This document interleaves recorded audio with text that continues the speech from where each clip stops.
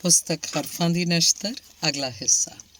ਰਿਸ਼ਤਿਆਂ ਦੀ ਚਿਰ ਸਥਿਰਤਾ ਅਸਥਿਰਤਾ ਦਾ ਪੈਮਾਨਾ ਰਿਹਾਇਸ਼ ਦਾ ਦੂਰ ਜਾਂ ਨੇੜੇ ਹੋਣਾ ਨਹੀਂ ਮੰਨਿਆ ਜਾ ਸਕਦਾ, ਸਗੋਂ ਰਿਸ਼ਤਿਆਂ ਦੀ ਨੀਂਹ ਤਾਂ ਪਰਸਪਰ ਭਾਵਨਾਵਾਂ ਨੂੰ ਧੁਰ ਅੰਦਰੋਂ ਸਮਝਣ ਤੇ ਅਦਬੀ ਵਿਹਾਰ 'ਤੇ ਟਿਕੀ ਹੁੰਦੀ ਹੈ।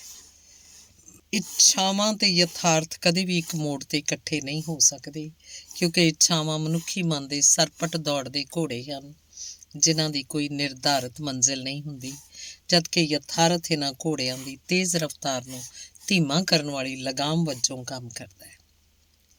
ਬਦਲਾਅ ਕੁਦਰਤ ਦਾ ਅਟੱਲ ਵਰਤਾਰਾ ਹੈ। ਬਦਲਾਅ ਦੇ ਵੱਖਰੇ ਵੱਖਰੇ ਕਾਰਨ ਜਾਂ ਸਰੋਤ ਹੋ ਸਕਦੇ ਹੈ, ਪਰੰਤੂ ਗਿਆਨ ਤਬਦੀਲੀ ਦਾ ਪ੍ਰਮੁੱਖ ਤੇ ਮਹੱਤਵਪੂਰਨ ਸਰੋਤ ਮੰਨਿਆ ਜਾ ਸਕਦਾ ਹੈ, ਕਿਉਂਕਿ ਗਿਆਨ ਦੀ ਅਸਰ ਅੰਦਾਜ਼ੀ ਹੀ ਸੀ ਜਦੋਂ ਅਰਜਨ ਨੇ ਸੁੱਟੇ ਹੋਏ ਹਥਿਆਰ ਮੁੜ ਉਠਾ ਲਏ ਤੇ ਮਹਾਰਾਜ ਅਸ਼ੋਕ ਨੇ ਚੁੱਕੇ ਹੋਏ ਹਥਿਆਰ ਸੁੱਟ ਦਿੱਤੇ ਸਨ। ਧੰਨਵਾਦ।